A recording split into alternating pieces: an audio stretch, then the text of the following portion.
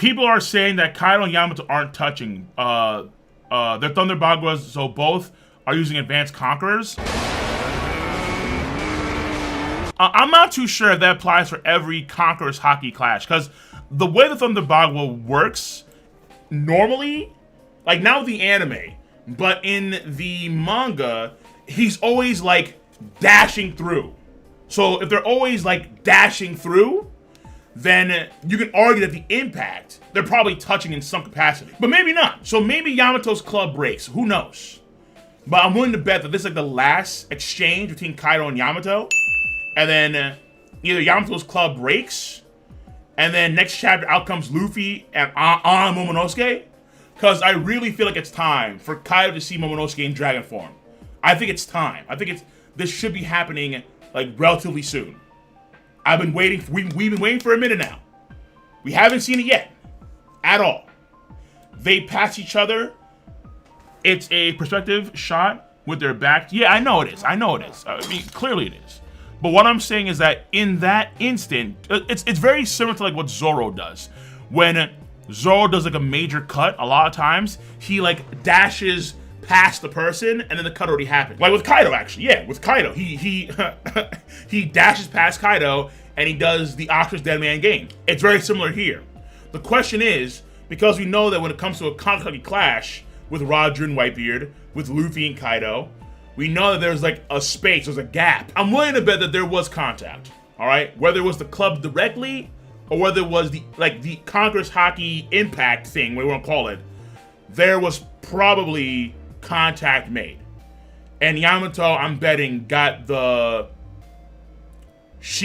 brunt of that, without a doubt. Because you can kind of tell based on the arrow attacks. Because the Narukabri arrow, like you can see the comparison of power here, like very distinct in this chapter. The Narukabri arrow can get swatted away by Kaido like it's nothing. And then the Vajra arrow by Kaido, she has to like really like, shit, and then gets blown back. So there you go. She's nowhere near Kaido's level. Honestly, I would still put someone like Sabo over Yamato. I'll keep it a buck. In theory, Ben Beckman, Sabo, Katakuri over Yamato. Yeah, I would. Cap, I mean, yeah, I definitely. How? Because Kaido's not, like, he's not even sweating this. Because Sabo's pissed strong. That's why. I mean, Sabo may have already had Ryo Haki, like, from the jump. And he just got his Mera ability. And he's getting stronger by the day. And him and Limbrick and Karasu Morley took on 2 admirals. Like, what? And they're wounded. Huh? One of the only few motherfuckers to actually wound. They took on 2 admirals. 2. Sabo's not trash. Nah. No, sir. What the hell? Stop the cap. Yamato is strong, don't get me wrong. Like, she's really strong. Admirals who? Fujitora and Greenbow. Hello? What the hell? Do you remember that? It's just that everything that we're seeing right now with Yamato, like we saw that she could trade blows with Kaido for a period of time, but Kaido is not sweating. Like, I thought that maybe there would be more struggle on Kaido's part. But overall, very short chapter though. Very short chapter, through and through. The idea of Yamato being in the cave with Mr. So-and-so, Shimotsuki over here, Ushimaru, and then these 2 other stully dudes. Pretty damn cool dudes, honestly. The guy on the right, mainly. Like, the longer dude, it kind of reminds of Denjiro in a way, with the thick-ass eyebrows, like the Kirin Satsuki eyebrow. Yeah, this guy, he has the Kirin Satsuki eyebrows, bro.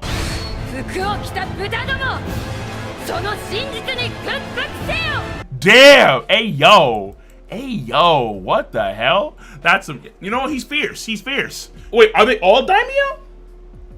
Yeah, okay, Ushimaru, yeah, fair enough, but are they all daimyo? So it's not confirmed, but they're probably all daimyo. Yeah, fair enough. I'd agree with that one. I'd agree with that one, yeah. Here's a comparison that we see with Yamato and Kaido versus Luffy versus Kaido. When Luffy first learned the Conqueror's Haki bit, he had Kaido on his back. Bro. It was dumb. And Luffy is using the Conqueror's Haki thing without a weapon. Like, Luffy was stupid. Luffy was stupid, y'all. I'm like, what? Like, oh man, this nigga was dumb. This nigga Luffy was dumb. He was broken. He is broken. He had him on his back. Like, yeah, the Sandy Owls had him on his back, bro. Like, what? I'm like, what the And even though we've seen Yamato and Kaido do things like trade breath attacks, and then they cancel each other out, that could be an element thing factor where because she's ice-based and he's fire-based, they cancel the wholesale. Fair enough. But again, the difference in the Naruto arrows is so great. It's just so telling of the power difference here. It's so telling. But I give Yamato a lot of credit here. I give her a lot of credit. She's stalling out Kaido for a long period of time. They're talking and so on, but sheesh, that power difference is still vast, unfortunately for her. That being said, though, Yamato's been studly. We see Shimotsuki Ushimaru. He has 2 swords. This does, I'm gonna do a video on this too in great detail. This does confirm an idea I had about Ryoma and then about Zoro. Yes, it does. Yes, it does. But there is a problem, and I think Naruto fans could understand where this line of reason could go when I do the video. You know, I'll say it in full detail there. But there is a problem that's kind of similar to Naruto. It's not the same as Naruto. It was all done like the final war, and it was like, ugh. In this case, we're getting more context to it, but it may kind of go along those lines. I'm not saying it is. And I believe Oda himself even said in SBS that it wasn't a big deal. Destiny, kinda, but not quite. Kind of, but not quite. This right here, I think, is more conducive to who Zoro is, or what Zoro could be as a character. What he could be. Again, I won't get the details now, because that's a spoiler. I don't want to spoil my shit now, no. And Adrian, much love for the 5 subs. I see really damn do. I see really damn do. We have the meme at the beginning of Usopp Conquers Haki, and it's actually Big Mom, and she's fighting on the first floor, or on the same floor. So her waves of Conqueror Haki are affecting the soldiers nearby, and it's Usopp. Honest to God, I'm telling you, it's gonna be crazy when it happens. Folks are gonna be shocked, but I think it's happening. I think with Oda, and we've seen it time and time again, Oda makes memes real. We've seen it consistently. Oda makes memes real. Sanji and Usopp, I think, are prime examples of that. And when I see Usopp, and he's standing there like a stud on this crocodile dude, a Florida man, he's sitting on a Florida man. That's studly in of itself. And Cass getting knocked out?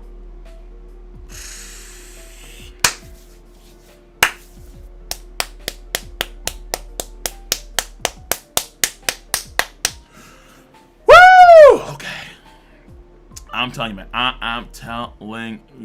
I'm telling you. Oh, that's old school right there. If you know where that's from, I'm telling you that it is absolutely 1000%.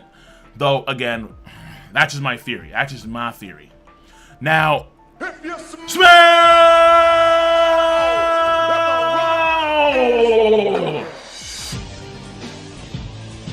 A few moments later. So, all in all, though, we see what's going on. So, Frankie's okay. Robin is still exhausted after fighting Black Maria. And then Jinbei's still fine as well. So, he beat Who's Who, and Jinbei's still relatively fine. The same for Frankie. So, honestly, here's the thing. You can argue now that in this arc, we get the full power dynamic scope of, I would say, the folks that comprise the middle section of power. Jinbei is the strongest, Frankie is the second strongest, Robin is third strongest, and then Brook is fourth. You can argue that's how it is. So you have the weak trio, you have Usopp, Chopper, Nami, then you have Brook, not Robin, Frankie, and Jinbei. That's how you can really see it now. You can see it that way. Because Robin, she is not, like, if Robin was out and about, like, if she was moving around, she was just fine, so on and so forth, then you can argue that, okay, her and Frankie is still debatable. And to be fair, this is Frankie with the Frankie Shogun. Because without the Frankie Shogun, he's not beating Sasaki. A very safe bet. A very safe bet. Yeah, Brook, Loki MVP, of course. No doubt about that. Loki, always. Yeah, so the main thing here is just the Kaido stuff with Yamato. Flashback, where we get the details. Though, to be fair, Kaido's reasoning, I think, is kind of dumb. Of... If you smash!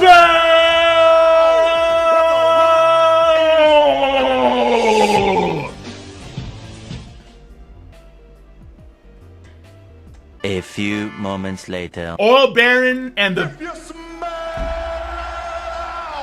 what the Rock is cooking. A few... I think it was Al who came in hot. What the Rock is cooking. Moments later. Go to bed. You're fine. You're okay. If you smell what the Rock is cooking. Few... I'm broke though. Then don't drop!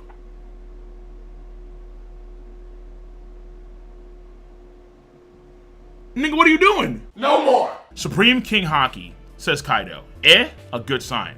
But Yamato, if you want to call yourself Odin, then die. Yamato, aww. That mode of thought is what I would expect from Kaido before he got good. Like, that's 5 IQ Kaido right there. That is dumb. Like, you can literally take a knee, give your daughter some food. Like, listen, let me tell you the reason why, through logic and through reason, why Odin is shit. And let me tell you why I'm fucking awesome. And then you want to show your daughter the good side of you. Take her on some raids, you know? Show her the glory of Kaido. So she wants to be like, yeah, you know what? Odin's cool, but Daddy's even cooler. You know, that's what I'm saying. His mode of thought off the gate was done. What? That's retarded. Easy!